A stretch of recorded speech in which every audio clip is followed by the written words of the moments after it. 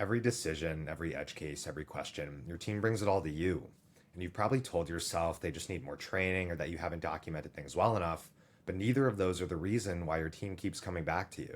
Your team comes to you for everything because you've shown them over and over that coming to you is the fastest way to get an answer. You didn't just end up in a business that depends on you for everything, you've trained it to run this way. Fix this, and your team can finally move without you. They'll start coming to you with updates instead of questions, and you'll get your attention back for work that actually grows your business. So, in the next few minutes, I'm going to show you why your team is stuck in this loop, why the obvious fixes don't break it, and what to do differently starting today. You've probably tried fixing this already, writing SOPs but your team doesn't follow them, or giving your team an answer but they still come to you for the same questions again and again, and you can't figure out why. You know that if you could just get your team to be more independent, your business would grow faster instead of coming to a halt. Well, here's the subtle reason this keeps happening to you and what to do about it. Whenever your team comes to you, you have two options. Option one, give them the answer to their questions and unblock them. Or option two, force them to try to figure things out themselves. Option one often seems like the right move. It helps you hold your team to high standards, shows them what you do in their situation, and it feels like good leadership. Where option two can feel riskier.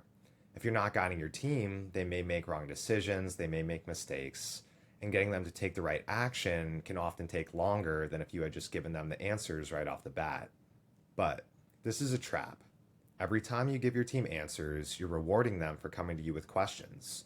And this teaches them over time that whenever they need something, they can just come to you instead of figuring it out themselves.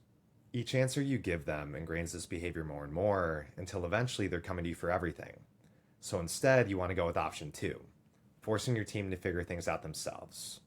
Now, I know this sounds risky, but there's a smart way to do it that will actually help you save time and scale your business faster in the long run. Next time your team comes to you, don't just turn them away. Instead, you'll want to give them help without giving them the full answer. It's like when you go bowling for the first time.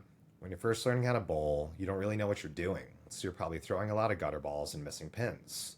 So to make it easier for yourself, you turn on the bowling bumpers, the bouncy guardrails that help keep your bowling ball in the lane. In business, your job is to be the bumpers for your team until they don't need them anymore. If instead you're always throwing the ball for them, they'll never learn how to do it themselves. When your team comes to you with a question, you can give them the principles you'd use to make a decision or your thought process for making one, but don't give them the actual decision. They'll push back at first, but you're teaching them valuable lessons in the long run.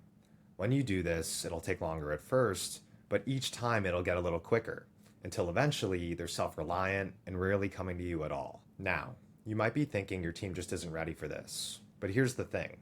They're not ready because they never had to be.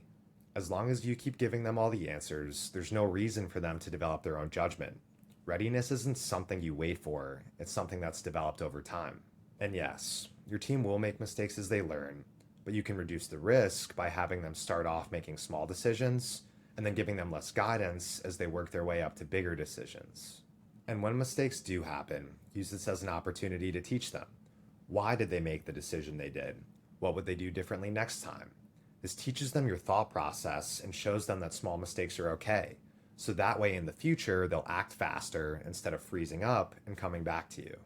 Plus, like with bowling, once your guidance and the bowling bumpers are in place, even when your team's not bowling a perfect strike, they're still knocking down some pins. And your team getting partial credit and improving their skills while you're freed up for high leverage strategic work beats you bowling for them every time.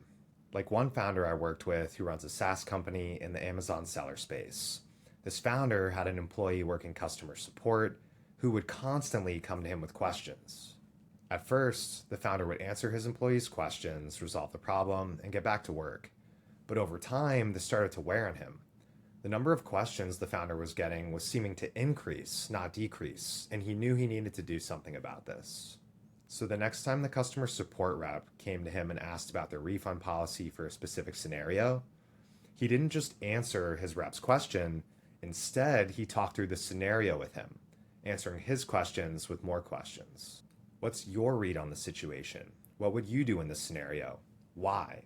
Have you thought about these factors? This was time consuming at first, and the rep was resistant since he was so used to getting answers right away. But over time, as the reps learned he wasn't going to get easy answers anymore, He started actually putting in the work to learn how to decide things himself. Early on, the rep got a couple calls wrong, offering a discount and a refund he shouldn't have, but instead of making future decisions for him, the founder sat down with the rep and walked through what he'd missed, letting him still make future decisions, which is exactly what got the rep to finally learn. This process tested the founder's patience a bit, but it paid off.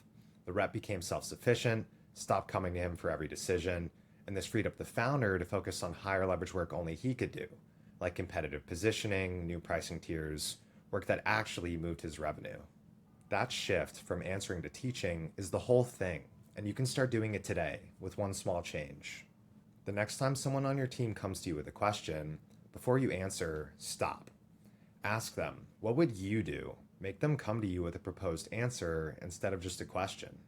And then, even if their answer is only 80% as good as yours would have been, work off that. This one change repeated is how you start teaching them how to bowl. Now, if this resonates and you want more content on how to grow your business without being the bottleneck, that's what this channel is all about. So make sure to subscribe, and I'll see you in the next one.